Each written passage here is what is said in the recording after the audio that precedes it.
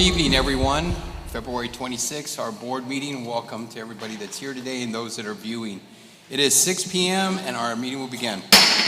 Item number 2 is roll call. I'm going to ask that you state your name from my right and we will end to the left. Carlos Margo, present. Alisa Peña, present. Rosalba Hernandez, present. Celso Gomez Jr. present. Okay, so let the record state or show that Anita Chavez, who's our vice president, is not in tonight, and neither is Jessica Ochoa, but we do have quorum. Next item on the agenda, ladies and gentlemen, is our Pledge of Allegiance. If you're able to do so, please stand and face the flag.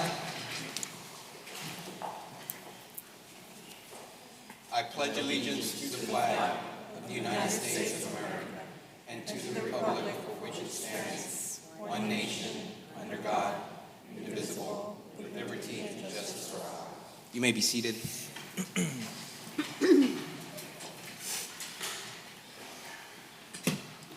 All right, this is exciting. So I think this is part 2 of our La Jolla ISD Centennial Committee. I'm looking forward to this presentation. I know they did one a few weeks back or months back, so if I could have our presenter make her way. Sorry. Thank you, Blanca. Looking forward to the presentation, so thank you. You may proceed. Good evening, Mr. President, Dr. Sorensen, board members, members of our community. We are very excited today to bring our second presentation for our Decades of Excellence. This time around, we're doing 1946 to 1965. And so we have Mr. Amancio Chapa and Mr. Ivan Silva that are going to come up here and do their presentation. Nice to see you gentlemen again.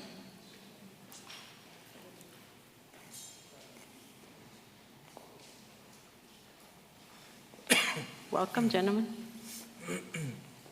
Welcome. We're very excited to have our second installation. All right, good evening, everyone. We're very excited to be back here today, continuing the work of our Centennial Committee as we go down just the trail of our history that led us to the excellence that we're trying to continue providing for our community and our students. So today, we're honored to present the second installment. As Ms. Gomez-Perez said, we're looking at the year 1945 to 1965. This era actually witnessed remarkable growth, educational advancements post-war, political shifts, and the resurgence of competitive athletics in the district. These 2 decades that we're looking at, the La Jolla ISD saw significant growth in student enrollment, the establishment of new schools, and the emergence of influential leaders like Superintendent H.C. Baker and the long-serving board president Eliberto Reina. Student activism also played a significant role in shaping the district. As we reflect today on this rich history, we are reminded of the resilience and dedication that laid the foundation for the district that we recognize today. And to delve deeper into this historical part of our district, I'm going to hand it over to Mr. Chapa so he can walk us down this part of our history.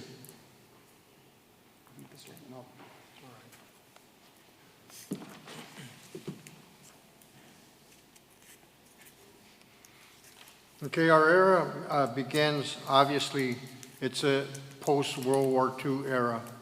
And the period that we're covering, unfortunately, there were 3 wars conducted during the time period between 1945 and 1965. Obviously, the end of World War II, the Korean War, and then the beginning of the war in Vietnam.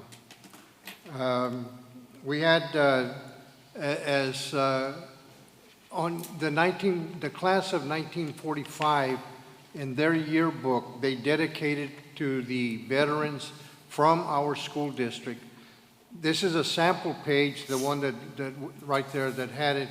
There were 12 pages of veterans, all in uniform, all La Jolla graduates, some very recent graduates, and which goes to show that this has always been a very patriotic community and continues to answer the call of its country. Okay. Here's a good example. Also in the class of 44 had listed as many of the veterans that were there. This gentleman, H. Norris, was the principal of the high school. You can see him in his uniform.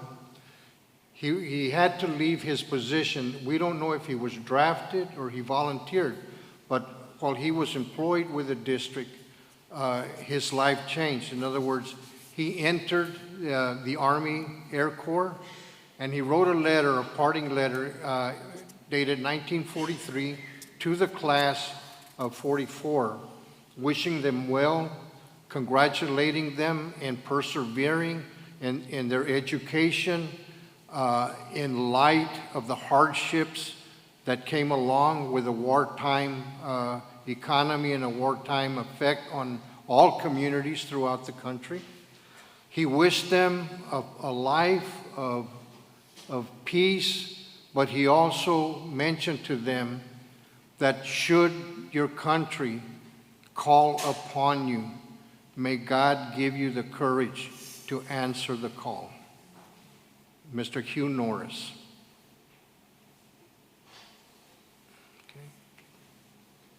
And at this point in our history, around 1945, our district had grown to an enrollment at approximately 850 students. And at this point, we also saw many of the veterans starting to return from World War II, where educators had served as well.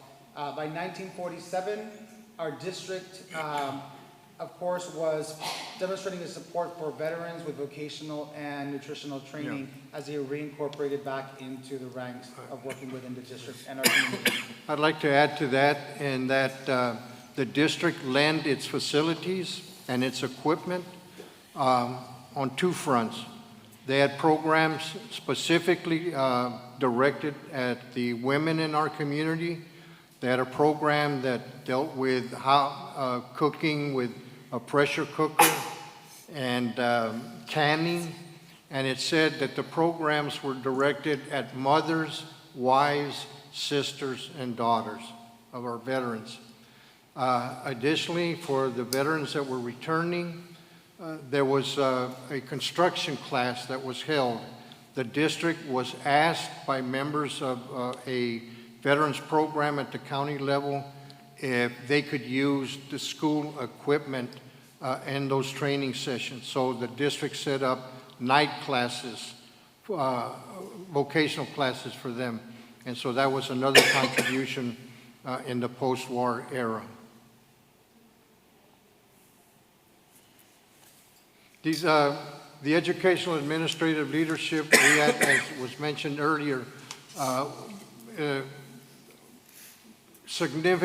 individual that's very significant to this district was Mr. Eliberto Reina. He served on the Board of Trustees from 1942 to 1964 for a total of 21 years. He served 13 years as president of the school board, and what's very interesting is that of those 13 years that he served as president, he served 11 consecutive years as president of the board. So you can imagine the influence that he had on matters of the Board of Trustees and matters of the district. Some of our key figures, again, Mr. A.B. Martin served also as superintendent and principal. We also had Principal Mr. Hugh Norris, which I mentioned before, and teacher coach Johnny E. Langerhans.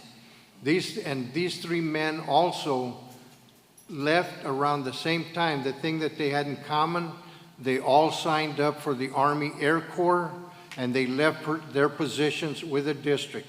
The only one that returned was Coach Langerhans.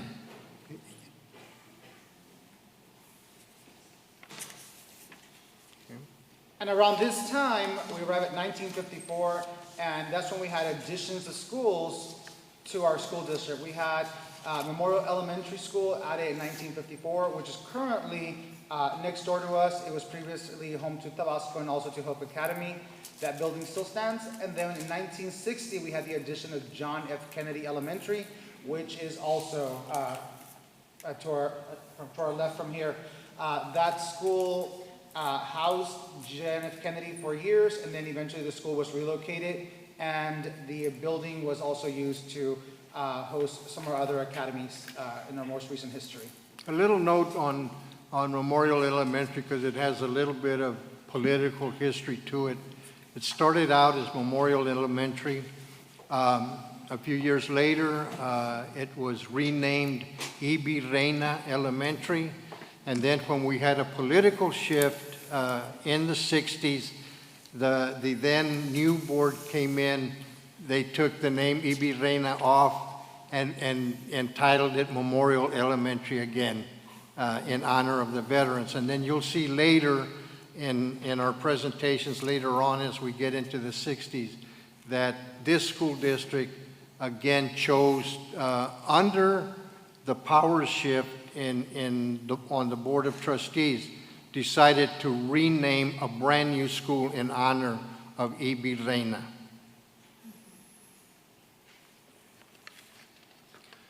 This is another very just interesting.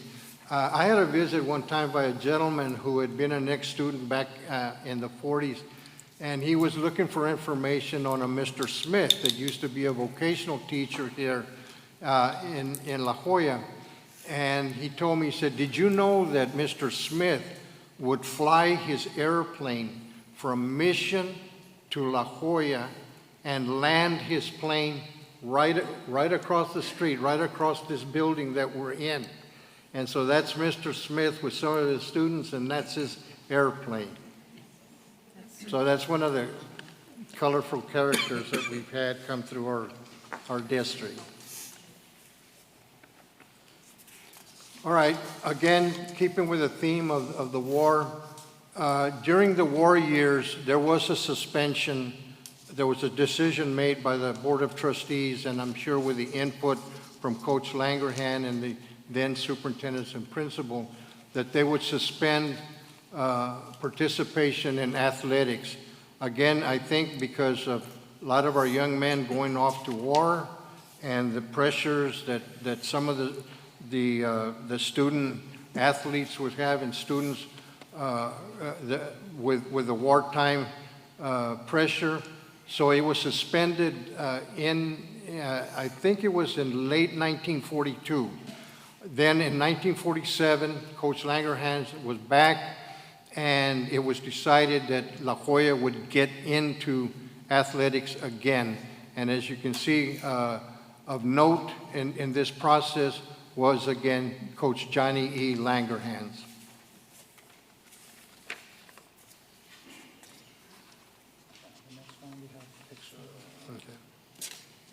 Okay. This picture's a little bit out of place. We'll get to it later. All right. This is about the time La Jolla got back in. This is one of the 1940 teams. And we showed it as an example because one of the players next to the catcher there, to the right of the catcher, is a gentleman by the name of Max Diaz. Max Diaz was a longtime agriculture teacher here. We have one of our elementary schools, Diaz Villarreal, is named after Mr. Diaz. He was a very popular teacher, but when he was in high school, he was one of the outstanding baseball players for La Jolla, and he got a tryout with the St. Louis Cardinals.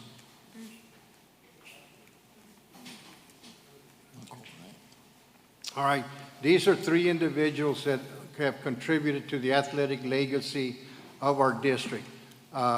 The player with a baseball bat, that's Mr. Mauricio Huicho Salinas. He was an outstanding baseball player, letterman, a team leader, and he was an individual that also had the opportunity. Can you imagine being drafted to play in the farm team of the Chicago White Sox? A country boy from La Jolla. You can imagine what our population was back then. This was in the late 1950s, and I would just simply like to point out that we're honored and privileged to have Mr. Salinas in the audience. Huicho.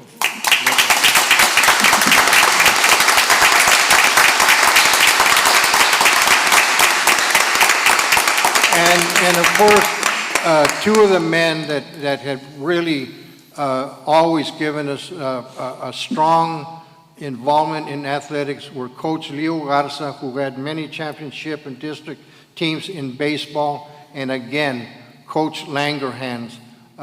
These are examples of three. We know that there are many individuals, many coaches that contributed, but these are examples of excellence, of people that we're very proud that they were associated with our district.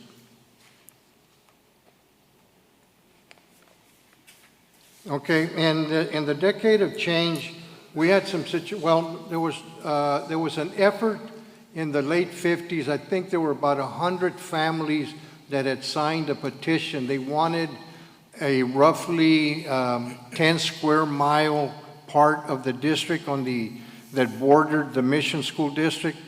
They wanted it to merge with Mission. In other words, cut that piece of land and cede it over to Mission ISD. That was voted down. It didn't pass. The county school board that existed at the time voted against it on a very tight vote.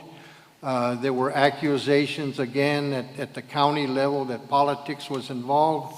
The then superintendent of Mission was a gentleman by the name of J. Mill Auld, and we'll talk about him a little bit later. Also, one of the individuals that spent a lot of time in his career here, Mr. H. Baker, passed away at the time. Mr. Baker was related to A.Y. Baker, who was, I don't know, to some people, a notorious political force in Hidalgo County back in the 20s, and had a lot of political influence throughout the county and with many school districts. And then you'll see the score of our alma mater, which was written in the late 1950s by the new band director, a man by the name of Clay Deemer, who I think was hired around 1950. He scored the music, and we're pretty sure that he also did the lyrics to our alma mater. And so that's how long our alma mater has been around, and that's the gentleman that we credit with that. Okay, this, just an example, the band that's there, this will show you that out of our music programs here, this was the beginning. Some of these kids were in school in the 60s, and eventually this was one of the first popular Tejano bands that got a recording contract. And then as we make other reports, you will see how vibrant our fine arts program was and how many musical groups, professional groups came out of the La Jolla Fine Arts Band program. And then off to the side, you will notice that we have a copy of the minutes, and we'll get to that in just a few minutes when we get to that. Yeah, okay. 1963, actually, 1962, I take it back. The Board of Trustees decides, they make a motion to change the name from Tabasco Consolidated Independent School District to the La Jolla Independent School District. There was a tie vote. There were 2 members of the Board of Trustees that voted no and 2 for, and then Mr. Frank Eckroth, who was the chairman of the board at the time, broke the tie in favor of changing the name to La Jolla ISD. And then the state of Texas formally recognized the name in September of 1963.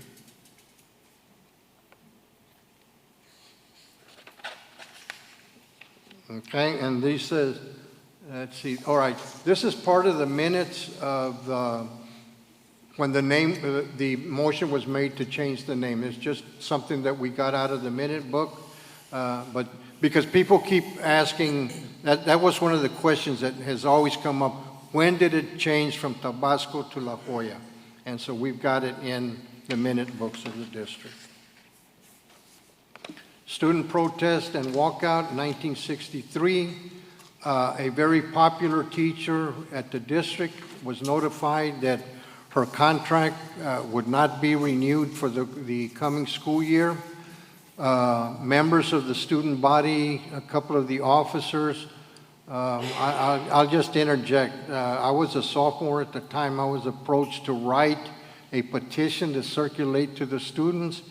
It called for a walkout after the lunch period to protest. We had tried to get a hearing with the principal. He wouldn't meet with us. And so the student body decided that they would walk out. They would not return to class after the lunch bell rang. And so that was, this was before a lot of the civil rights student walkouts. So here in the little community of La Jolla, we had that. And then we asked for a hearing before the Board of Trustees, which was granted to representatives of the student body. And I'll just briefly tell you that the board stuck to its guns. They heard us out. They didn't change the vote that they had taken on the non-renewal of contract. But the principal that had requested the teacher be terminated didn't expect that he would be terminated.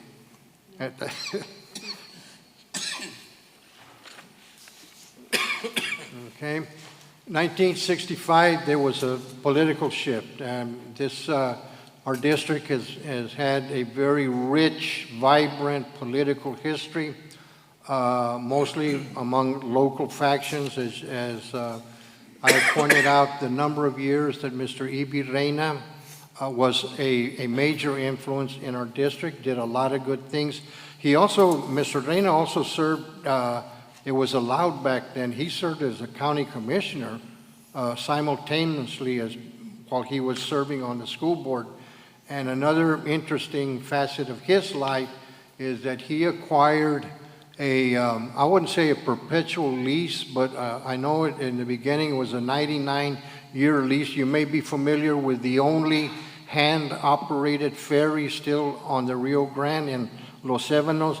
Well, Mr. Reina got that concession. It has been in his family since the 50s.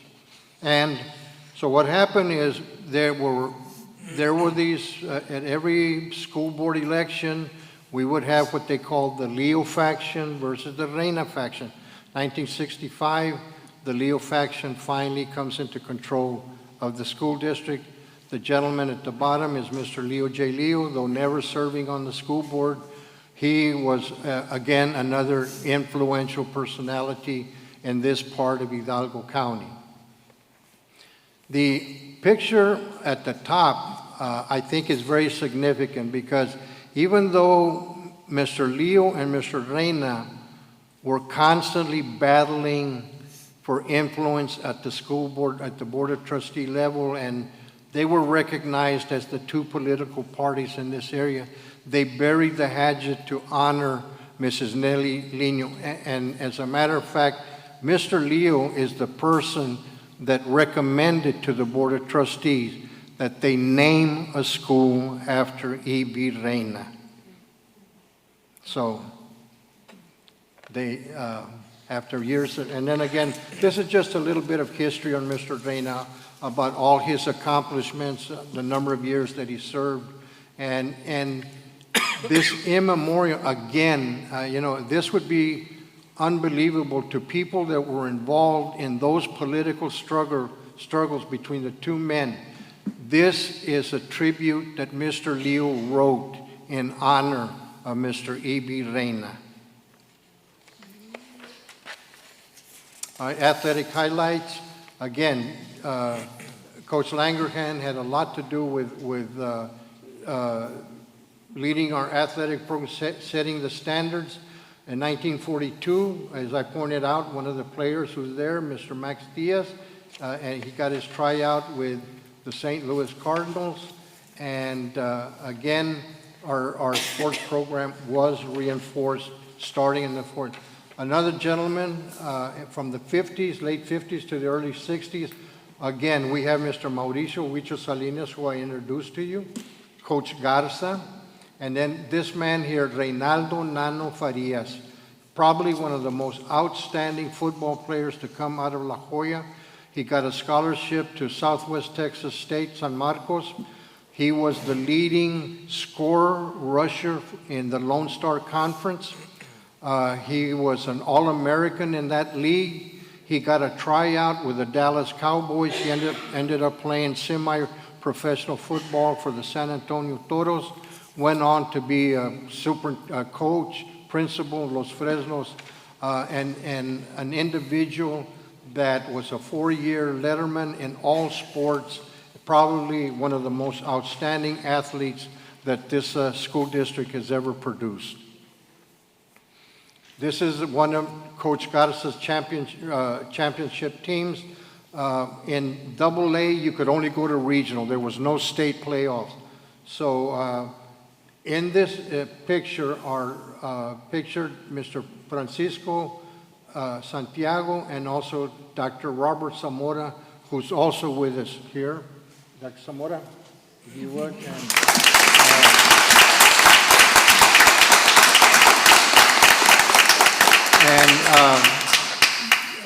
They had a lot to do with leading our teams to get to the highest level possible. I don't know if the picture is there, the next one that we were talking about, this one. Okay, in 1963, an all-valley Colt team was put together. They won the World Series of Colt League. And what we were very proud of is on the first row, number 9 and number 6.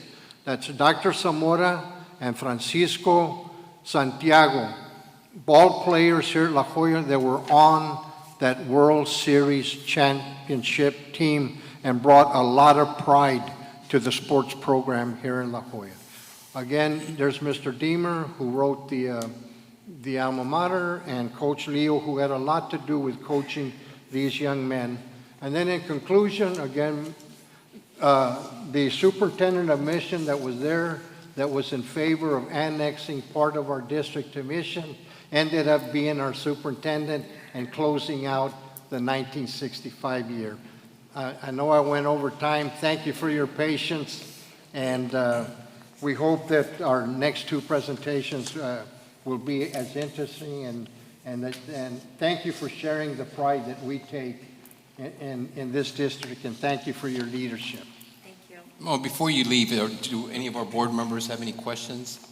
No, but I do have a comment. I think it's awesome that we're highlighting athletics, right? I think there's a lot of people here in the district that have deep roots to our athletic system, and this is proof that for years and years and years we've been cultivating just the motto of excellence and going above and beyond just what we can do here Yes. in our community. So thank you for showcasing this. Thank you. Yeah, Mr. Chapa, Mr. Silva, how cool it is. It must be kind of exciting for you guys to be looking at these pictures and seeing old friends and family members that were once here, walk the same halls that we're walking to this day. Yeah, thank you so much, and I hope that we have conveyed the passion that we have, and that passion for the history of this district pervades the members of the Centennial Committee, and we're very glad that the superintendent has been a very active member with us on that committee, as well as Mrs. Gomez Perez. So thank you so much for your time. Thank you for your attention. Gentlemen, thank you very much. Thank you. Have a good Great evening. presentation. And thank you to our athletes.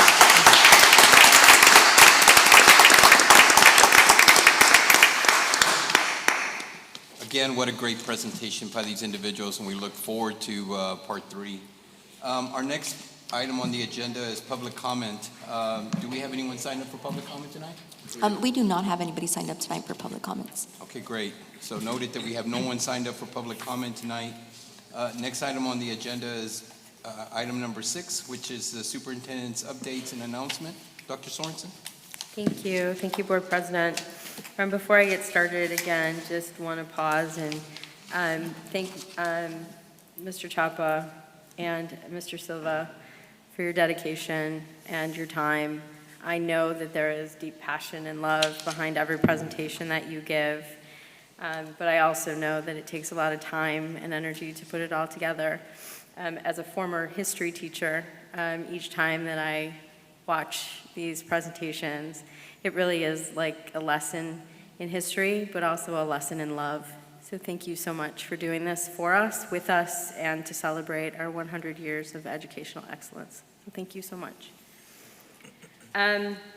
So where I'm going to go tonight, I am going to do our district priority update. We haven't talked about these in a little bit, but that doesn't mean that we haven't been living them every single day as a cabinet and as a district. I want the board to know and understand, and the community to know and understand, that at the beginning of every single principals meeting, I start conversations with the district priorities. Every single week, when I meet with the executive leadership team, I start with conversations around the district priorities. Every meeting that I open with executive leadership here at the district, whether that be principals, because I keep saying it all the time, that district priorities are all of our priorities, not just those of central office.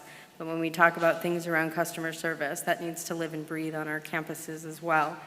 And so we start principals meeting with that, we start executive leadership team meetings with that, and we also start cabinet meetings talking about district priorities. So also wanted to bring an update not only to the board, but to the public on where we are with our district priorities as a whole.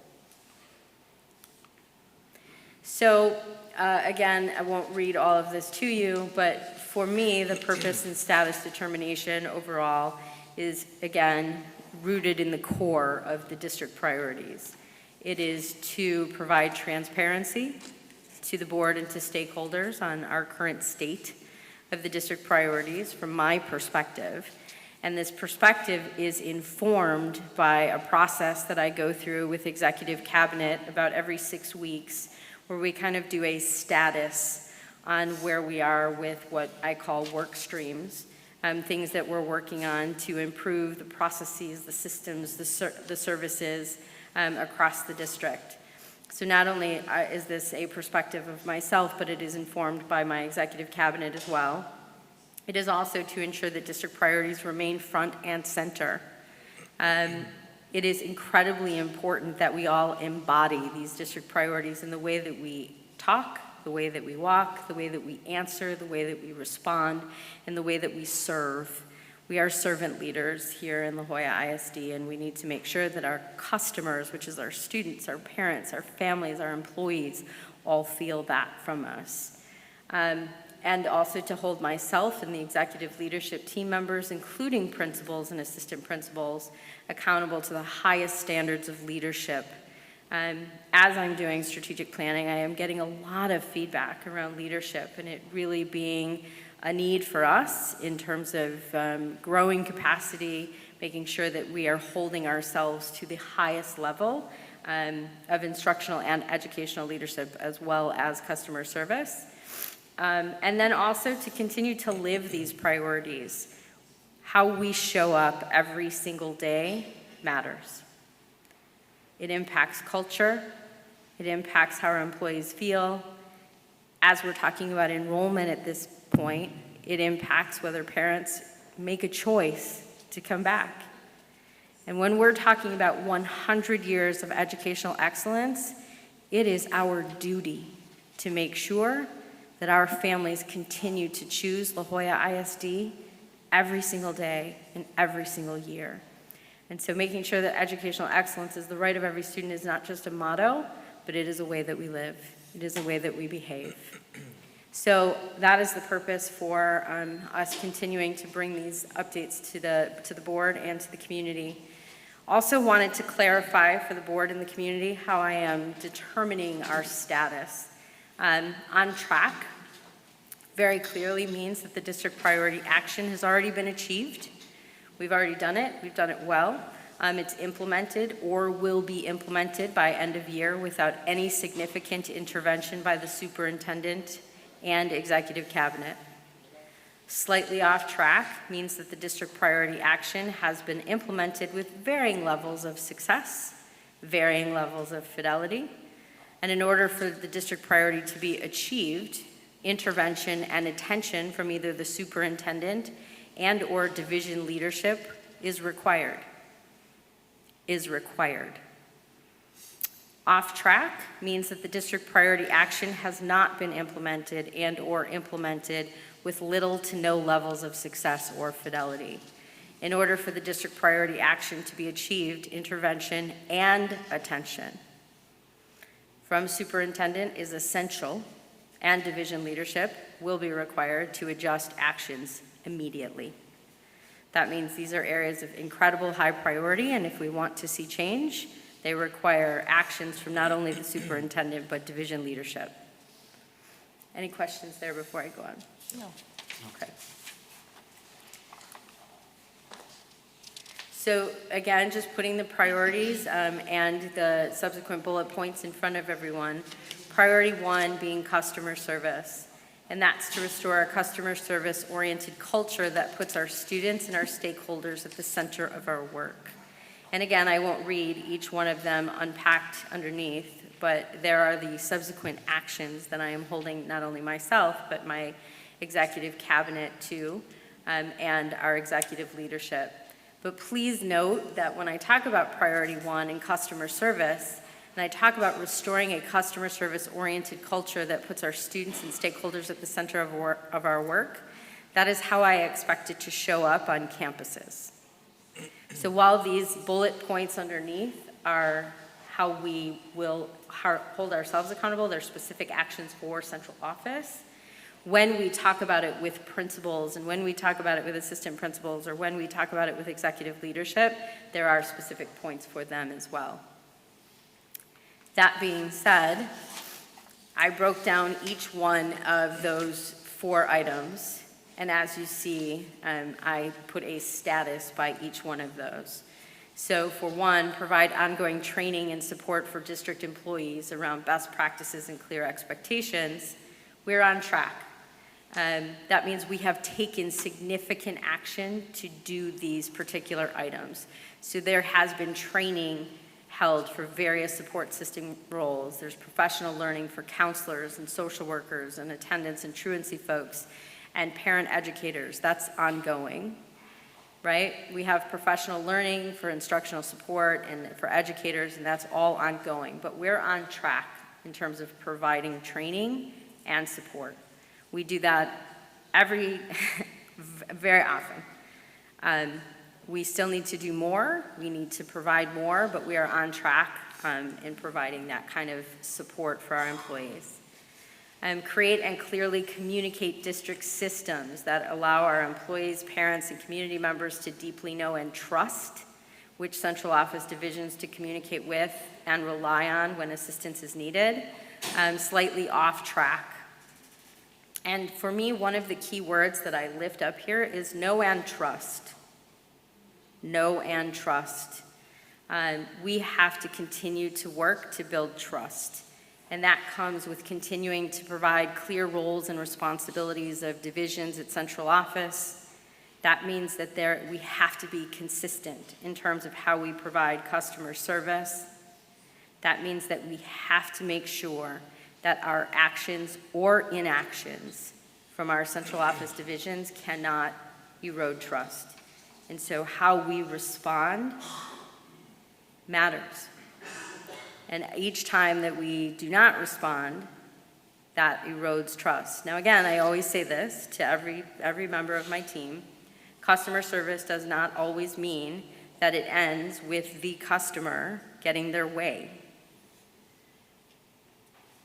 I'm going to say that again. Customer service does not always end with the customer getting their way, but it means that we respond honestly, with care, with clarity, that we answer in a timely manner, that we are transparent in our why, and that we are supportive to help our customer, whether that be our students, our families, our employees, understand whatever answer it is that they are seeking.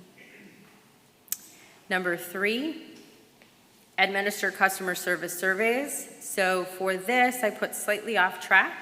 And for this, you know that I shifted this priority to strategic planning input and also as a superintendent constraint.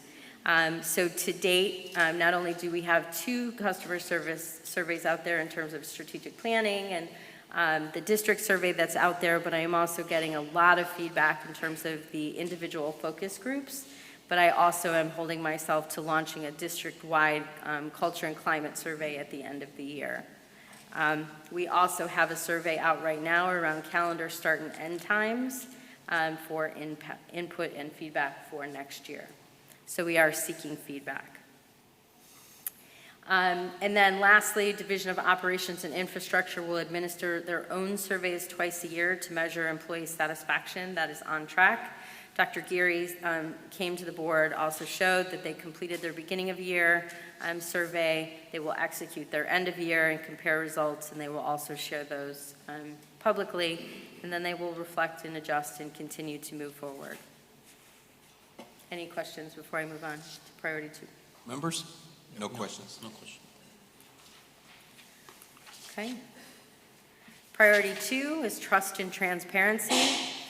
And this is around rebuilding trust and transparency through ongoing listening, sharing of information, and authentic stakeholder engagement. And although the top header is about authentic stakeholder engagement and listening and sharing of information, there are specific actions that we said that we would engage in, including here we talked about a parent engagement plan, and we talked about a communications plan, and so there are some very distinct actions under here. Oops. So we have created and implemented district-wide communications plan. For this one, slightly off track, implementing some areas within each of the 5 goals outlined in the plan, and remember I said that there's inconsistency. That's what defines slightly off track. Some goals are stronger in implementation than others. For example, boldly telling our story versus bridging community to the district. So we do boldly tell our story. They do an incredible job in terms of boldly telling our story. Our communications team just won 12 awards at a state conference, and so they're doing an incredible job. But where we aren't yet fully doing the best job is bridging community to the district. We still need to continue to work there. And one of the ways in which we've been inconsistent is the district newsletter release has been inconsistent. Create and implement a district-wide parent engagement plan led by the Division of Student, Family, and Community Engagement. We are off track here. So we are not implementing most goals and areas that are outlined in the plan. In that plan, there were very specific parts that the campuses were to do and that central office were to do. Those actions have not yet been implemented, not at the campuses and yet not at central office. And we have had consistent low attendance at whether it be the QSA sessions, whether it's my parent advisory committee, whether it is through strategic planning. And so we're not yet there with parent engagement. I would also add that there is a lack of clarity around the role of parent engagement educators, parent educators across the district. If you ask principals what they're to do, there is an inconsistent understanding of their role. 3, host town hall meetings, focus groups, and superintendent advisory committees. I'm very happy to say that I am on track there. If you hear my voice, it's probably because I am spending nearly every night in town hall meetings and focus groups and superintendent advisory committees, and there's my evidence there, or I can just show everybody my calendar. And then leveraging student, staff, and parent community feedback, again, on track. We've hosted focus groups for special education, fine arts, athletics, CTE, pre-K. I did educators last week. I have all of my surveys going out. I have my student advisory that I just love and adore. And then I will continue to host town halls through April with a community design day scheduled for early May so that we have a strategic plan next year. Any questions for priority 2? Dr. Sorensen, yes, quick question. Yes, sir. Since the parent engagement is off track, I mean, that's obviously concerning. What can be done? I mean, we need our parents. We need the community engagement. What is being done? What else can we do collectively to get this back on track? We have to implement the plan as it was designed. It takes a partnership with our campuses in order to engage parents parents as our partners, boots on the ground. And so we've got to do our part in terms of meeting our parents where they are, right? So if they are in the community, that's where we need to go in order to fully engage our parents. If we need to create more events in the community, then that's where we need to go in order to meet our parents. We also need to listen to our parents and hear what it is that they want from us, and then we need to actually meet that need. The other side of the parent engagement plan was around what campuses were to do to deeply engage their parents.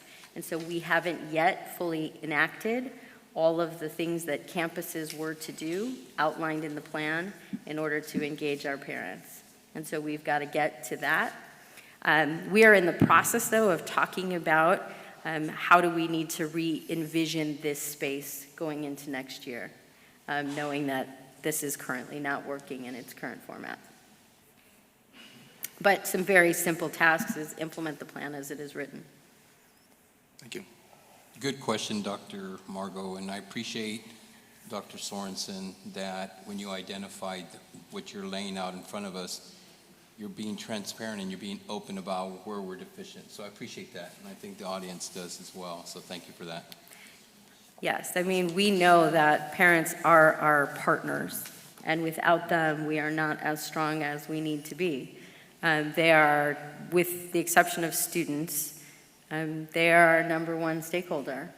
I mean, we obviously want to care for and wrap our arms around our employees, but our parents are the ones every day that choose to entrust us with their children. And so we have to do a better job of engaging them at the highest levels as they have choices about where they send their children to school. So thank you, Dr. Margot. Mm-hmm.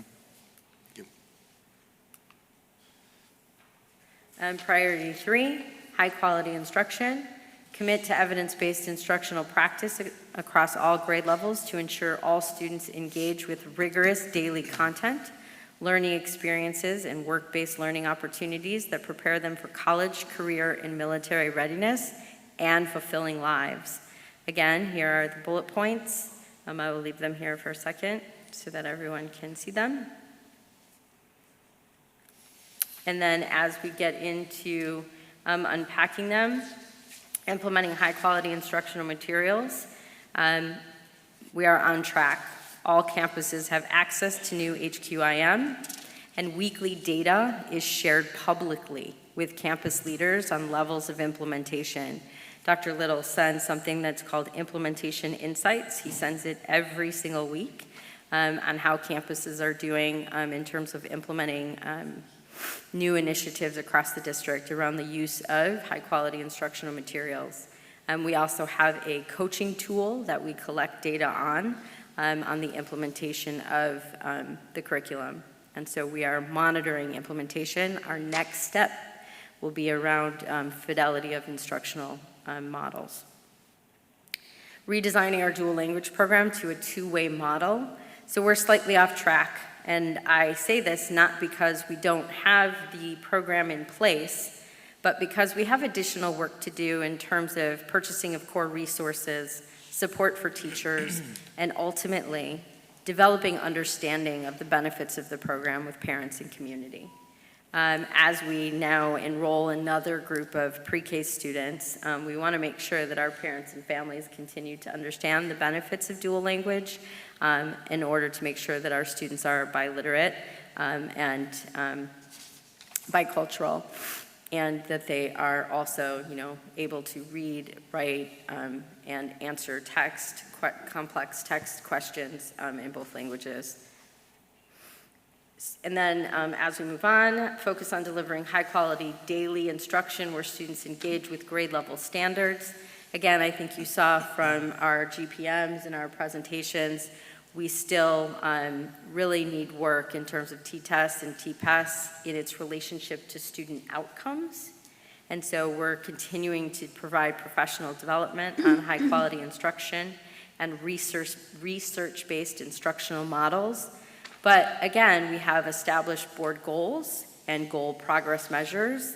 And so, and we have professional development in place where educators get voice and choice in terms of the type of professional development that they engage with, aligned to our high-quality instructional materials. And lastly, create structures to elevate professional learning community models on track. There is bi-weekly professional learning for principals and assistant principals around professional learning communities. We have relaunched professional learning for principals on instructional leadership teams. And then we also have developed a Rising Leaders program with support for campus and central office leaders so that they can become leaders on their campuses around professional learning communities. Any questions there? Dr. Sorensen, Yes, for ma'am. the dual language program, I see that we do have to do additional work when it comes to purchasing more resources and support for the teachers. Is this something that we're hearing directly from the teachers and the principals? Yep, That's how, absolutely. And some of that will also come as we lean into a literacy adoption for next year. How do we support dual language with the new literacy adoption, making sure that they have both ELAR and SLAR resources so that they can implement with fidelity in the classroom to make sure that kids are genuinely getting a dual language experience. Thank you. Absolutely. Anything else? Okay. Priority 4, excellence in leadership. Again, ensuring that all campus leaders model and maintain a high standard of excellence that creates a campus culture that places students at the center of our work, where adult learning is the norm, relationships are collaborative and respectful, and we deeply partner with our parents and community. And again, Dr. Margot, here's where we deeply partner with our parents and community as we think about how that work is taking place on our campuses as well. So again, and that goes back to us, in that particular space being off track. But in these three subsets, provide professional learning for all principals on teacher evaluation systems. So while we have done this, and we have provided T-test training for all of our principals and assistant principals, we still see that it is not in alignment yet with student outcomes. And leaning back into Lone Star governance, student outcomes don't change until adult behaviors change. And so we really need to lean into what I was talking about last time when we talked about T-tests, around this culture of coaching, not just evaluation. How are we supporting our teachers as they continue to grow and as we continue to ask them to do new things with new curriculum? And so it's not just about, did we do the training? Because then I could easily say, yep, we're on track. It has to show up in our behaviors, and it has to show up in how our students are doing. And how our teachers are perceiving this, right? Are they feeling coached, or are they just feeling evaluated? And I think that is something we need to continue to work on. Leveraging the Division of School Leadership and Academics to support, monitor, and provide ongoing professional learning and feedback to campus leaders. So ASL, that's Academics and School Leadership, shares weekly data with campus leaders on district initiatives. And then ASL responds with support and monitoring structures. ASL designs biweekly professional learning and provides support for principals and assistant principals for immediate implementation on campuses. So for example, if we see attendance dropping at a particular campus, the executive directors of school leadership go out and have conversations with principals about what are their systems and structures that they have in place to approve attendance.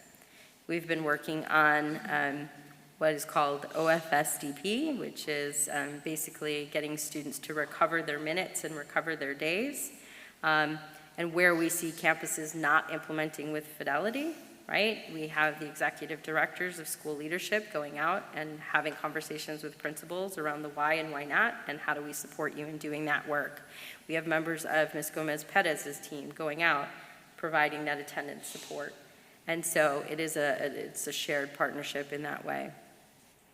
And then lastly, the ASL team will continue to lean into supporting campus leaders to promote culture of coaching. And so that is something that we need to continue to support our leaders with. And then lastly, implementing leadership pipeline programs. So Human Capital and Talent Development has launched a Rising Leaders program. Human Capital Talent Development launched Steps to Leadership program. And Human Capital and Talent Development launched the Pathways to Principalship program. All three have been launched. And I'm really proud of this because developing and retaining La Jolla talent, to have La Jolla leaders is so important to me as the superintendent. It's so important to my administrative team. And so we wanted to have multiple pathways to leadership here in La Jolla ISD. And so these leadership pipeline programs are essential to making sure that we are growing our own leaders to run our schools and become executive leaders at central office. Any questions on priority 4? Members of the board? No. No. Okay, and lastly, priority 5. I always call this one the Miss Crespo one, but it's ours. Priority 5, integrity and accountability. Continue developing systems and structures to ensure fiscal transparency, financial responsibility, compliance with legal policy that increase district accountability. So again, you see what we have here. And then priority 5, I'm really proud of this because this to me is one of the core reasons that we're here, is around integrity and accountability. So conducting an audit of finances, district procurement processes, and accounting systems. Business Finance and Administrative Services has launched a financial audit and will have results by April.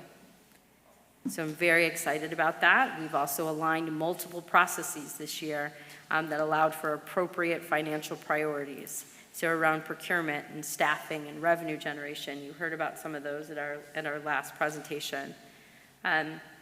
Provide continuous updates to the public on our financial status. Again, just demonstrated at our last board meeting, but that wasn't the first time that Ms. Crespo and her team stood before the public and the board and presented publicly on how we were doing and what the plans were for moving forward to bring us to a more sound financial space. And her team are working really hard every single day with all of us, but she's really leading this work to make sure that we are in compliance with all of the legal policies and procedures that we need to as we move in this direction. Realign the calendar for district's budgeting process. I'm happy to say that we are in a much better place in terms of the budgeting process this year than I was last year. Thank goodness. But again, that has been shared publicly with the community and with the board, with our principals and with campus leaders. And so, and we're continuing to provide professional learning for campus leaders on budgeting process and academic return of investment, campus needs assessment, zero-based budgeting, all new concepts here in terms of budgeting here in La Jolla ISD.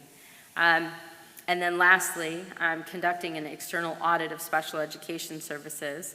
The superintendent, that would be me, has launched a special education audit. Findings will be in late March, early April. Superintendent will share those results publicly. Implementation plan for 25, 26, and beyond will be created. And I've aligned my constraints and constraint progress measures, and I will do that once we have the audit findings to make sure that I am held to the highest level of accountability for what we find in that audit. So I'm really proud that in terms of integrity and accountability, we are on track for these particular items that I named at the beginning of the year.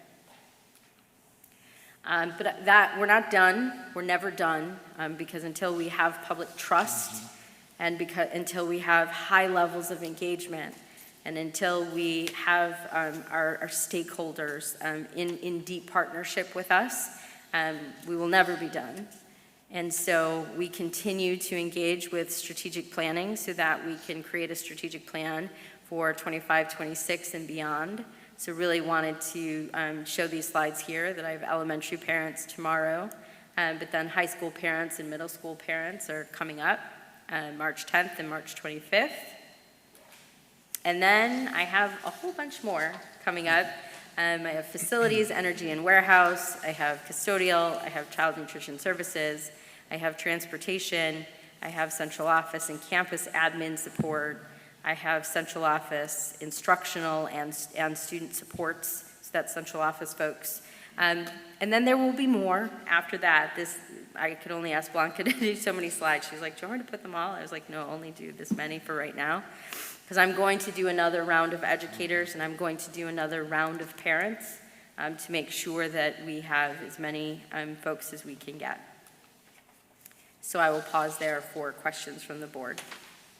Members of the board, do you have any questions for Dr. Sorensen at this time? And Dr. Sorensen, you said that all in one breath. Real good.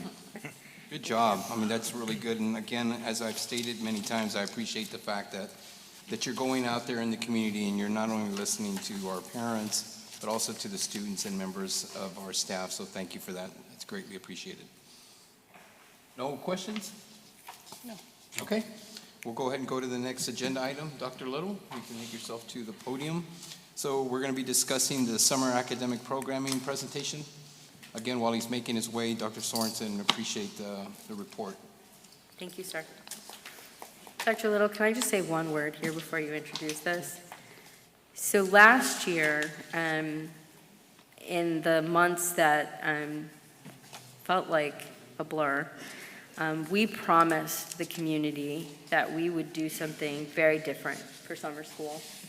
And we promised that if we were going to ask the community to extend the calendar, that we were going to deliver on a promise of a summer school that looked, felt, sounded different in terms of what the student experience would look like.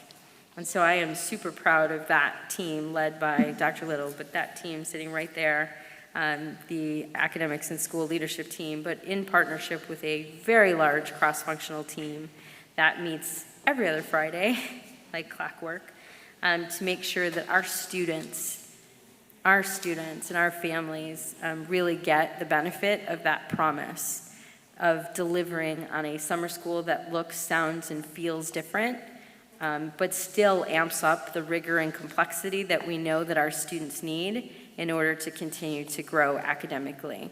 So I just publicly, if you don't mind, sir, would really like to commend the team, those that are in the room and those who are not right now, for your work on putting this together for our students, families, and our educators across the district. Thank you. Yes, and let's give him a round of applause. Great job. Dr. Little, so have you had a chance to meet all of them? I know most of them have had an opportunity to speak. If you can take this opportunity to introduce them if you'd like. Yeah, happy to. Starting here is Ms. Tamara Albury, who's our Deputy Chief of School Leadership.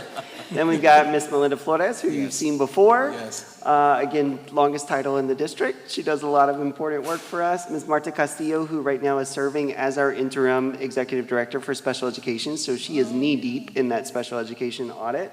And then back row on the left, Ms. Brenda Garcia, who leads Math and Science. Ms. Myra Ramos, who leads Early Learning. Ms. Annette Lozano, who you've also heard from before, who leads Humanities. Ms. Irma Zuniga, who leads Bilingual and Migrant Programming. And Ms. Jody Adair, who is one of our Network EDs. So she supports Network 1 schools, along with some Network 2 schools right now. And we do have a few other team members who are doing other district business tonight as well. Thank you, Dr. Little. That's very much appreciated. Okay, you may proceed. Board President, I did also, just because they're all sitting there, part of this cross-functional team, though, every week is we have folks from human capital because we have to staff summer school, and we have folks from transportation and child nutrition and custodial because we've got to make sure that the buildings are there and that kids get there. And HISM is just like, okay, great, I just got here, and so how do I help support all of that? Great, I'm happy to do whatever you need me to do. And then we've got Ms. Crespo, who is like, okay, how much is all of this going to cost? And great, what do you need? And how do I make all this happen for our wonderful children, families, and educators? And then we've got Ms. Gomez Perez, who from a counseling lens and from a student, family, and community lens is like, let us get the community excited about this, let's get our parents excited about it, and let's get kids in seats. And so we are super excited that this cross-functional effort is here. And then right over here, I've got Ms. Blanca and her team who make sure to message all of this out as often and as clear as possible so that it is exciting and fun and available for our families to, get excited about. So it truly is a cross-functional effort, what you're about to see. I'm super excited about it. Absolutely. Thank you, Dr. Sorensen.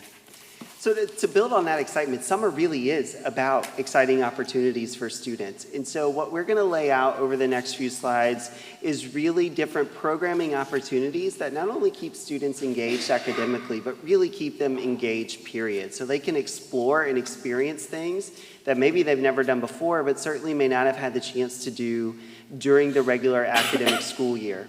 Yes, we do want students to come back in August with the benefit of summer learning as well. So we should see, we call summer slide. You heard the superintendent talk about that last year with the ADSI calendar adoption. We should see less summer slide from students coming back this school year to next school year with what we're doing. But we really want them coming back really excited for next school year as well. I will share that the team has actually done several rounds of engagement with parents and with principals on these programs. It would have been fun if we would have done one of those exercises with you tonight. Like parents were like, can I come every day? Can I volunteer? Like this is going to be great. We had principals competing over who could build the highest like spaghetti and marshmallow structure, and there's science behind that. So lots of fun stuff going on. We'll begin here with our elementary school programs, and the biggest thing that we're doing is obviously our ADSI summer program.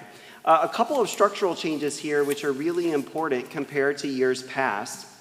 You'll see on the next slide in a second, the hours of the program have been intentionally shortened to really focus on a summer camp-like experience. So we want students to think every day that they're coming to La Jolla ISD STEAM summer camp, not that I'm going to, I gotta go to summer school again. Like the total sort of messaging, the experience, the day-to-day feel will be very different. ADSI, as a reminder, are the additional 20 days that we have on our school calendar to really impact student learning and engagement. That will be pre-K to 5th grade. And we are anchoring that around this summer STEAM camp activity. So every day, there will be some reading and some math. And then there's going to be a lot of exploration and engagement. And each week has a different STEAM-related theme that they're going through. So they're designing, they're cooking, they're building, they're doing lots of engineering opportunities. And we'll be providing all the resources to schools needed to make that program happen. In addition to the core ADSI program, we will also have 10 schools that offer additional services, supports, and opportunities to students. So that is where our formal bilingual pre-K and K program will be housed. Every district in the state that has, I think it's actually only 10 district-wide, emergent bilingual students has to offer this program. So we certainly want to do that as well. So that'll be at those 10 schools. That will go for a longer school day option. So if families want a little bit of a longer time, it's available there. And then continuing to partner with our after-school ACE here, not to be confused with the other ACE, that will exist at those 10 schools as well. So there's additional enrichment there for students. As I mentioned, we made a few structural changes here. So the core ADSI program is really a 4 to 4.5 hour program with meals. So it's 8 to 12:30. This was one of the things we actually heard in our parent focus group, that they appreciated the shorter day. So folks were excited about this. There are some statutory requirements with that bilingual program. It has to meet for at least 120 hours of programming. So that's part of the reason why at those 10 schools where ACE also operates and has some hour requirements to meet, that will be an option for a longer day up to 2:30. But families will get to choose, am I coming just to the 8 to 12:30 part, or am I staying at those 10 campuses for the rest of the day?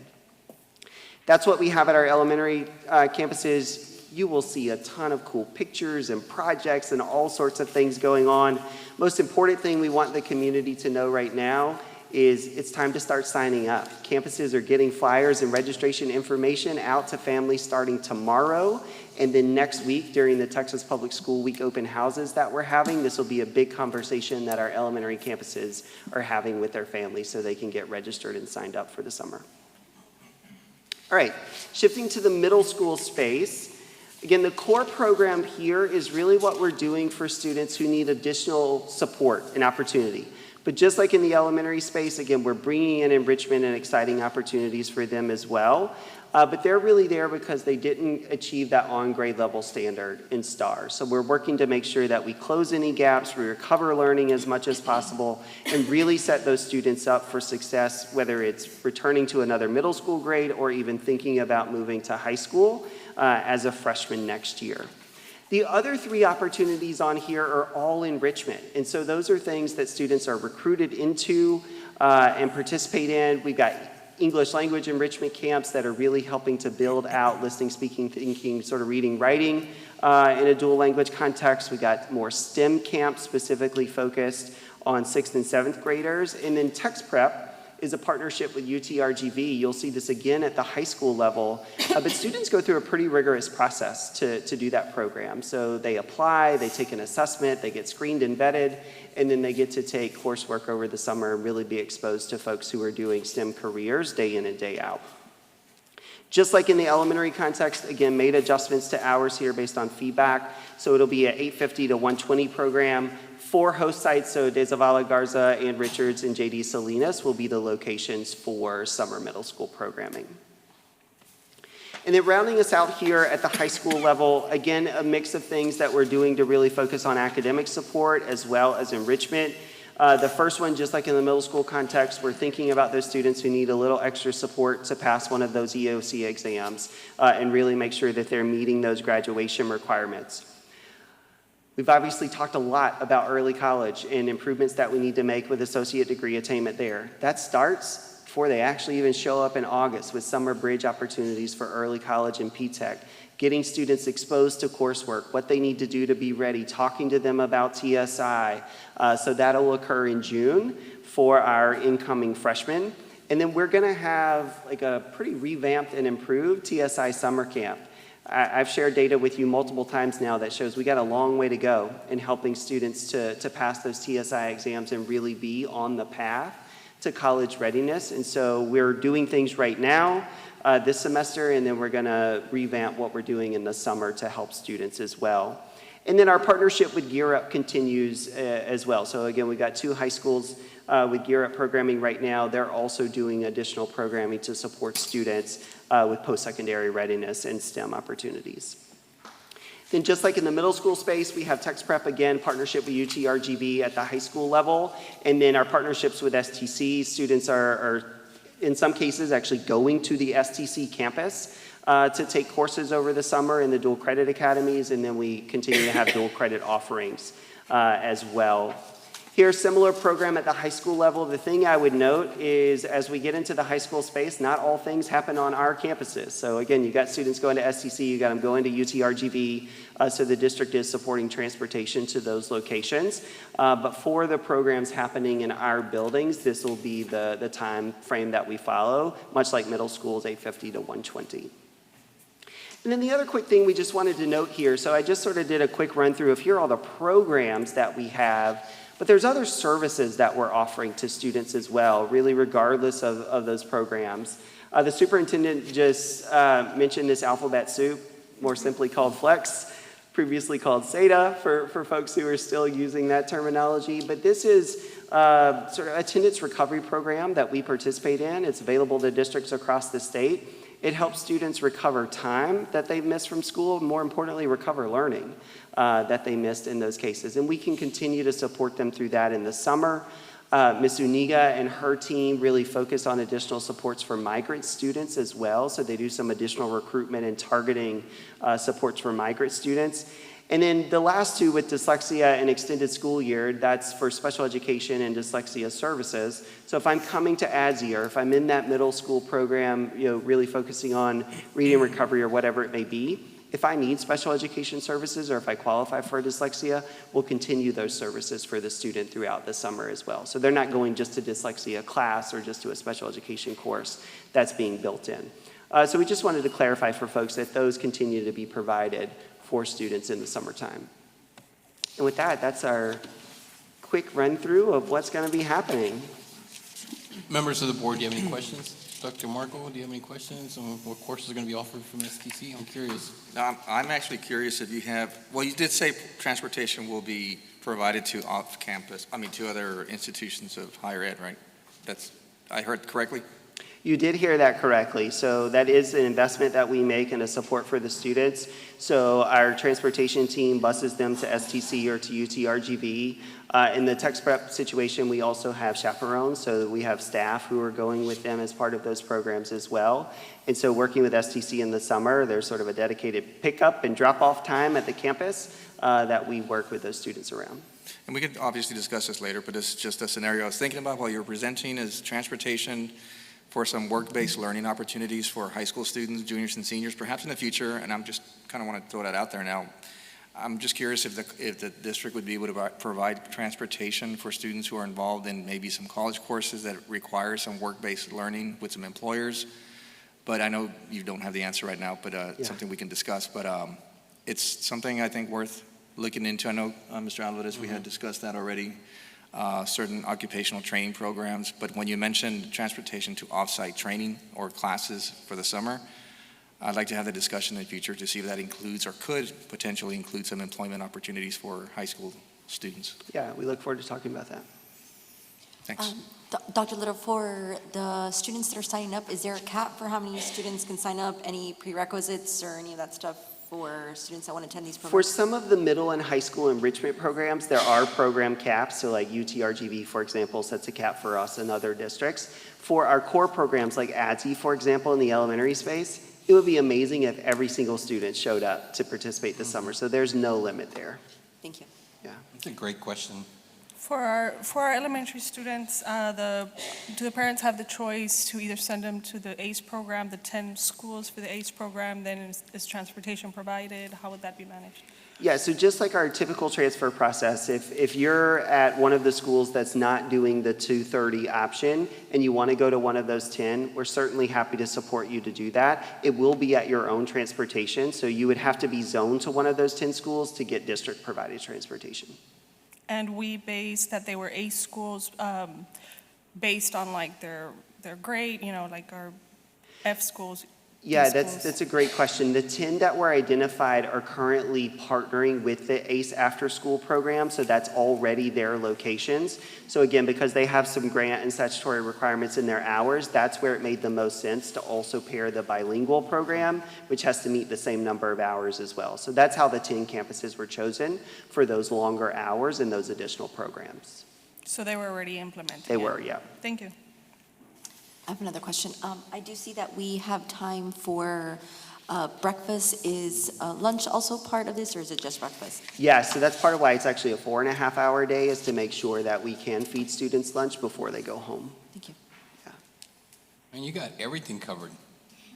As the superintendent said, we have an amazing team. Yeah. It's not all just Dr. Little. Thank you very much to you and your team. It's never just Dr. Little. No, so you always give such informative presentations. I mean, I'm always in awe when I'm hearing your stuff, so congratulations to you and again to your team. I know you got agenda item number 7, so Me too. unless you have Board something to say. President, can I just add one thing? So I'm going to prep you guys for something that will be upcoming around summer programming. So I just had a conversation with Ms. Gomez-Perez the 2 Saturdays ago, maybe, on how we are going to lift up athletics over the summer. And so in a subsequent board meeting, we will hear about how do we lift up and create this camp feel, right? And so kids will go to ADSI, but then how do we lift up elementary athletics, or how do we lift up middle school athletics and create maybe some athletics camps as well across the district, and kind of become our own park district, right? And so we talked about it when we were enrolling kids for pre-K on Saturday. I said, yep, that's our charge. Think big. So here, and Mirjat's like, think big. Yes, so we want our kids engaged in athletics as we can, prep them for high school, right? We want competitive athletes. And so how do we start preparing them at the elementary and middle school level, and how do we continue to create this camp-like feel? And so I'm excited for what the athletics team will bring forward. Thank you, Dr. Sorensen. Dr. Little, agenda item 7 is our Lone Star governance. Item 7.1, update report on goals. 2.1, 2.3, grades 6 through 8, math and high school algebra. 1. You may proceed. Thank you, Board President. So again, back with our next LSG update. Structure here is exactly what you've been seeing, so we'll go through some of this a bit more quickly since we're sort of grounded in that. Tonight's is on Goal 2, so specifically looking at our early grades math, but as before, we'll be transparent in other parts of the district as well, so we've added some additional data in there. But the two official GPMs that we're looking at are how our first and second graders did with middle of year math. So I will say, we're not going to learn a ton more here than we did 2 weeks ago because that was also middle of year map data. Instead of looking at reading, we're now looking at math, but the storyline is very similar overall with one key difference, which I'll show you.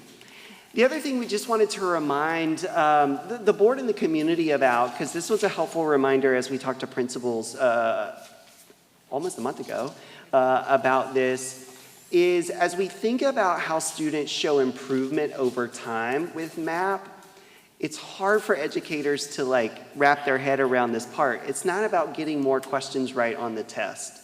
We normally think about, hey, I got an 80%, so I got 8 out of 10 questions right, and I'm trying to get to 100. Remember, because MAP is a computer adaptive assessment, it's always going to figure out the boundary of what you know. So any student is roughly only going to get 50% of the questions right. So it's not trying to get a higher letter grade, like I want to move from a C to an A in that context, from 70% correct to 100% correct. It's at what level of rigor or what level of challenge can you answer questions consistently correct. So it's finding that place where we get that green sort of check marks leveling out in that score. And then again, we're looking really for this upward curve to say, hey, our growth has exceeded that 50th percentile projection, therefore my achievement is going up. Last time I showed you that we were on this downward slope here where growth was actually less than it should have been, so achievement was declining. And data tonight we'll see in math is very similar. I did note there's one difference here, and so let's unpack this slide a bit. It's a lot of bar charts on here, but just trying to do some comparison. Left-hand part of this slide is growth percentiles by grade level. So reading is in red, math is in gray. One of the things we can immediately notice here is those gray bars are higher than those red bars in all but one case, which is 8th grade. That means we saw higher growth in math from beginning of year to middle of year than we did in reading. We have new curriculum in math. We've poured in professional learning. We've had coaches from our curriculum partners in our campuses working with our teachers. Ms. Brenda Garcia and her team have done a tremendous amount of work to support implementation of the curriculum here. So this is not surprising that it looks better in math than it does in reading. What we still have to do, and we'll end here on the last slide just like we did with reading last time, is still improve the overall quality of instruction every day. So yes, we've gotten really pretty good at using the curriculum. How well we're using that and the research-based strategies that teachers are using to engage students is where we have room to grow because most of those gray bars are still below that 50th percentile for growth. Now, there's one exception, and you see that in 3rd grade, that gray bar is pretty high. It's above the 50th percentile. So if we go over to the right-hand graph, what you notice is achievement in 3rd grade math actually went up. So this is what, again, my favorite slide, this one, is pointing at. When we can exceed growth projections, we can improve achievement. You see us doing that in this example with 3rd grade math results. Unfortunately, the other reality is all the other achievement bars are in the negative, right? So they all went down from beginning to middle of year. Just like we talked about last time, we're still seeing that. But the other thing we notice is that achievement regression is much smaller in math than it was in reading. So as I mentioned before, and you'll hear me say probably more than you want to, this is a multi-year effort. It's not going to get fixed from September to February right now. But this does show that we are on the path with high-quality instructional material implementation. And so over time, as we do some more we'll talk about later, we will get there. The other thing I mentioned last time, we just wanted to show a quick example. The bottom right-hand slide is impossible to read. It's not intended for you to read. It's just meant to show this is a picture that a teacher gets for every student from their MAP test results. In this case, we're looking at math. But it's by standard, by Texas standard. Remember, we talked about last time in our HQIM presentation, we talked about in our previous MAP discussions, this is really looking at how students are doing against Texas standards, the TEKS. So by each of those standards, it shows where that student is. Hey, I've mastered this, I'm developing this, I'm ready to learn that. And then it can connect even more deeply to what that student needs next in their journey. This is incredibly powerful for teachers because then I know how to group students together in my intervention and follow-up support, because all of us need to work on multi-digit addition and subtraction while I have other students who are ready to move on to multiplication, whatever that may be in that grade level. But just like last time, and I mentioned already, we do have to improve instructional quality. So officially for our 2 GPMs tonight, first and second grade, middle of year attainment, we are off track. And again, just like before, we're off track because we aren't seeing the gains yet over the course of the year. First grade looks a little worse than second grade. Again, you see our decline in overall achievement in the top line graph. We have each school plotted on the bottom. We do see some schools that did show improvement from beginning of year to middle of year. So you see some red bars that are a little higher than those blue bars. But again, that's a really small population of the total. So overall, we've got more work to do with our campuses to improve. Yes, this is about getting better at curriculum implementation, and we've seen tremendous growth this year, but it's pairing that curriculum implementation with really good instructional strategies. Today, in fact, we kicked off research-based instructional strategies training with our principals and representative teachers throughout the district. Today was actually focused on literacy, but they're coming back next week to start this in math as well. This was one of the things that we told you last time was a big next step, and so that's underway as of today. Second grade, again, looks a little better here, and the reason it looks better is because we stayed flat. So we didn't see a regression in achievement, but we certainly didn't see the improvement that we needed to see. We do have more schools showing in second grade growth from beginning of middle of year than we did in the first grade level. And again, our responses and our reactions here are very similar in both grade levels. That actually is the official LSG part, but we do want to show you a little bit more data going to the middle school space. Just like we did in literacy last time, we'll look at 6th, 7th, and 8th grade here. 6th grade, again, we see declines here from beginning to middle of the year. Campus data at the bottom. Similar response to the literacy space, really thinking about how we are using our Tier 1 time. So that's the on-grade level instruction time in middle school, and then working with campuses to ensure that students who need additional support are participating in those Quest activities, that we are ramping up tutoring, like schools have added days, they've added time over the last month in response to this as well. And just like I mentioned, we started that research-based instructional strategy work with principals and some representative teachers today. There will be more RBs training coming for all teachers later in the spring, which will help with this as well. 7th grade, similar story here. Actually, we see a bit more regression in the 7th grade space and then in the 8th grade space as well. The thing I do want to call out as we look at this 8th grade data and then look at the next slide on Algebra 1, remember that 8th grade students are either taking traditional 8th grade math or they're taking Algebra 1. So this slide is only looking at those 8th graders in that traditional 8th grade track. What we see historically, not just in La Jolla, but in other places, those are usually students who've not had as much success in mathematics at this point. And the ones taking algebra by the time they get to 8th grade are students who've had much more success and are higher achieving typically in math. And we see this show up in the data here. Algebra 1, we actually had the growth we needed to improve achievement. And so we see that from beginning and middle of year. This also includes 9th graders who are Algebra 1 students as well, not just the 8th grade space. The next few slides are exactly what we showed in literacy last time, but now focusing on math.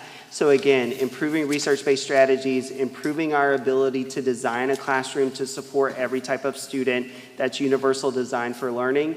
And yes, even in math class, improving the use of content-based language instruction. How are students talking to each other? How are they talking to their teacher and engaging with this content? It is not just about X's and Y's on a page for students in algebra. And we see a very similar picture here on the t-test. Again, that was one of the things that was slightly off track, and what you just saw in the district priority updates is how do we get stronger implementation, connection, and coherence in this work. Remember, each dot represents a school. That dark black line going across the middle is that 50th percentile growth. We want to see our dots above that line. And the red dotted line going down the left-hand side is that proficient sort of indicator. So on the math, just like on the reading, we're seeing the vast majority of our schools average ratings at proficient or higher, but we're not yet seeing student data match those outcomes. And then similar story here to last time in terms of what we learned. As I mentioned in the beginning, we're not really learning new things, we're just seeing it in a different place, but we are 7 months ahead in math to where we are in literacy at this point with implementation. So we've got more work to do on the quality of our instruction. We've got more work to do building our teacher, our educator, our principal, and leader capacity around what that quality of instruction has to look like and what it includes, and helping our campus leaders provide stronger and better coaching to teachers to make that growth and to ensure that that coaching aligns with really valid and honest evaluation and observation data as well. So everything connects, and as a teacher, I'm getting really fair but candid assessments on here's how I'm doing with delivering lessons and supporting students. That's helping identify where I need support and coaching, which is being provided to me. And then over time, I'm seeing growth and improvement just like my students are seeing growth and improvement. So with that, a little bit of a quicker tour tonight through the data, but as always, happy to take questions. Members of the boards, do we have any questions for Dr. Little?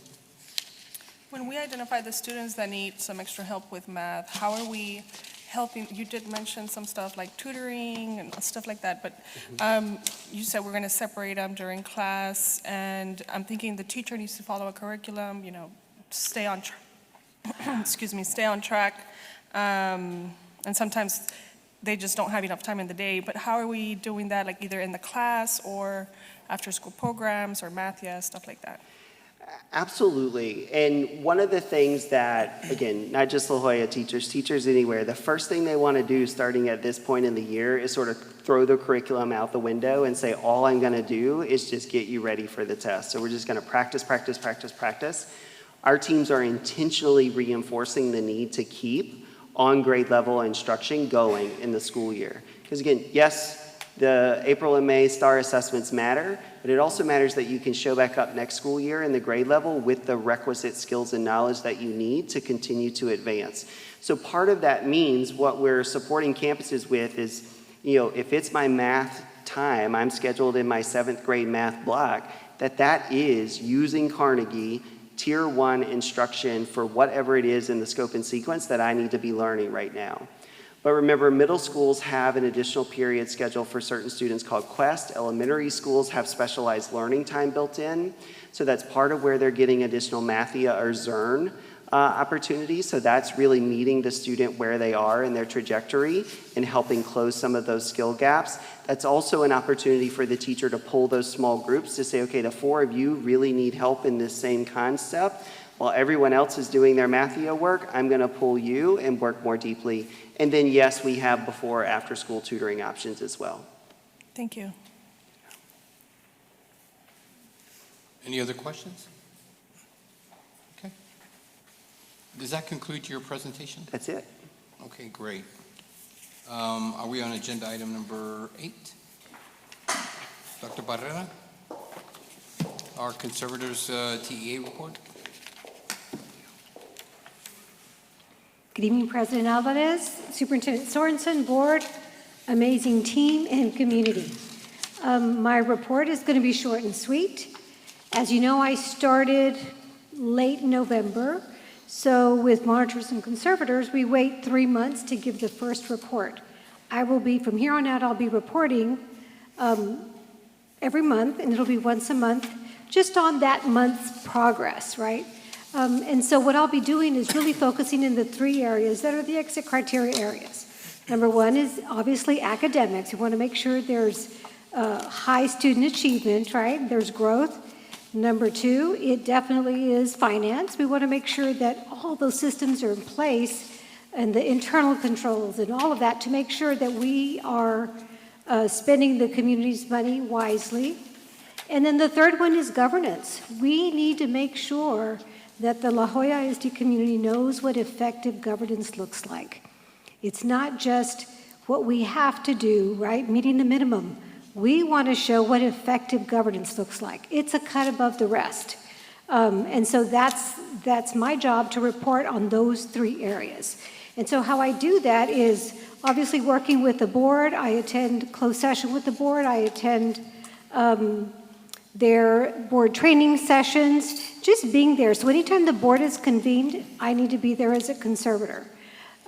Within the district, I've been observing meetings, cabinet meetings, division level meetings, and having one-on-one meetings with the superintendent, with chief of staff, with President Alvarez, and really just looking at how things are going and making sure that what I'm seeing here at the board meetings, what they're presenting, is really happening, and by what are they really talking about. And I can tell you that what I've seen so far is, man, their meetings are fast and furious because they're on a timeline. They've got a tight agenda because they're checking on so many things.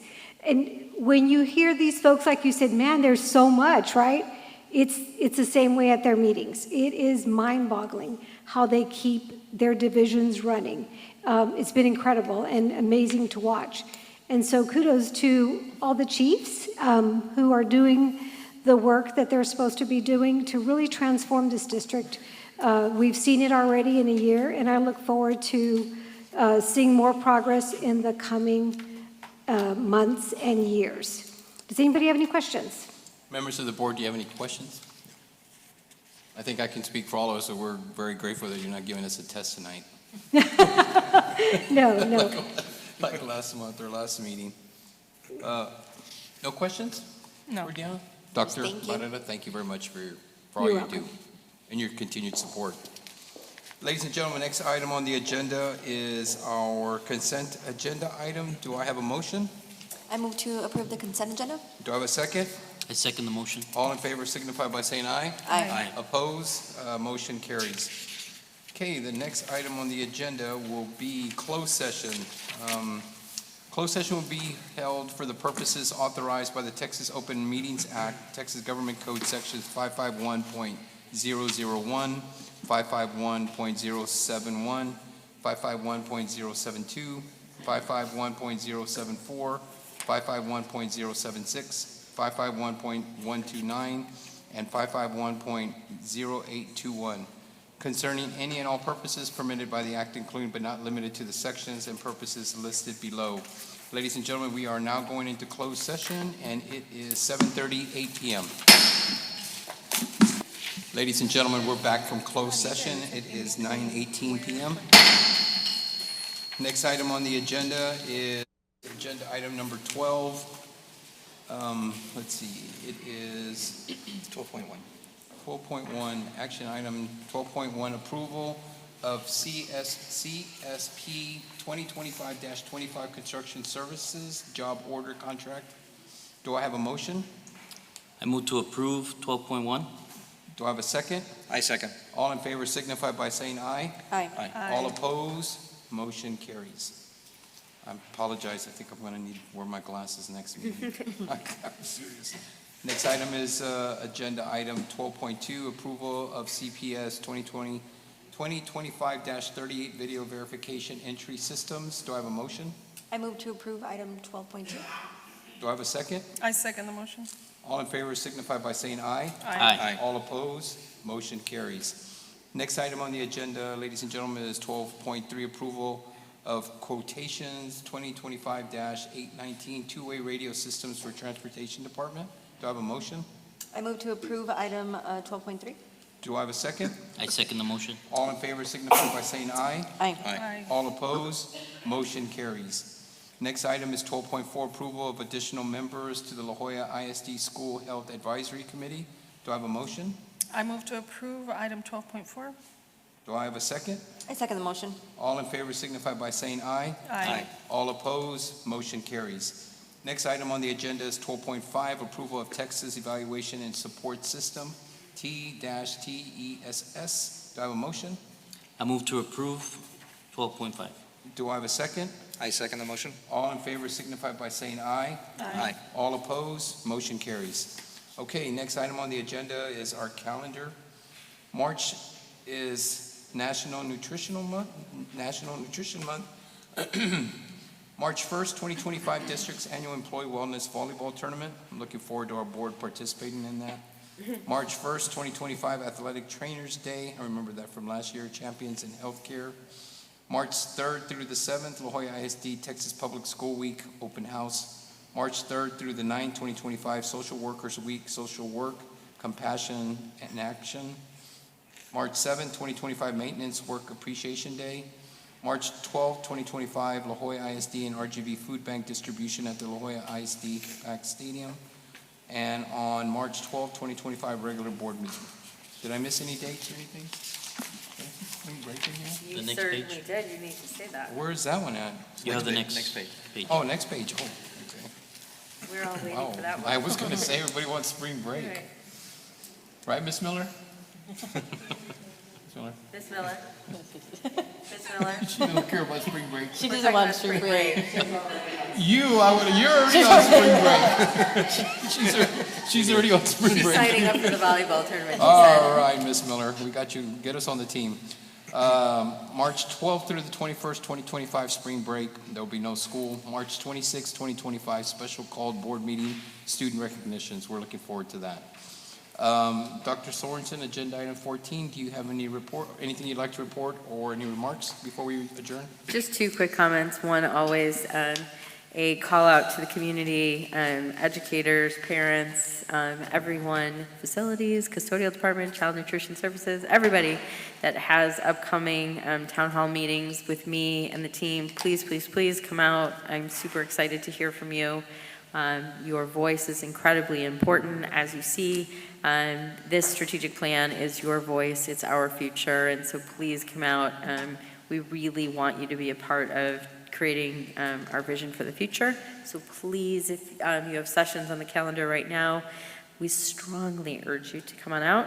And the other thing is that this month is CTE Awareness Month, and so really want to lift up our CTE teachers who are doing an incredible job in the classroom every single day. We know that work-based experiences really help prepare our kids for careers beyond high school and beyond college. And so I really want to give a shout out to our CTE teachers who are doing great things for our young people every single day across this district. And so thank you for all you do. We see you, we know how hard you work, and just want to thank you at the close of this meeting. Thank you, Dr. Sorensen. Any members of the board have anything to say? No. Okay, well, thank you, and hopefully everybody travels safely. Dr. Sorensen, I just want to take this opportunity to thank your direct staff, those that work in your office, for everything they do to accommodate our needs, especially when everyone's working so late. I really appreciate everything that you do, and I think we as a board do, so thank you. I wanted to take this opportunity. Thank you. Diana, drive safely back. Nice seeing you, sir, here. And with that said, do I have a motion to adjourn? I move to adjourn this meeting at 9:24 p.m. Do I have a second? I second the motion. All in favor signify by saying aye. Aye. All opposed? Motion carries. We are adjourned.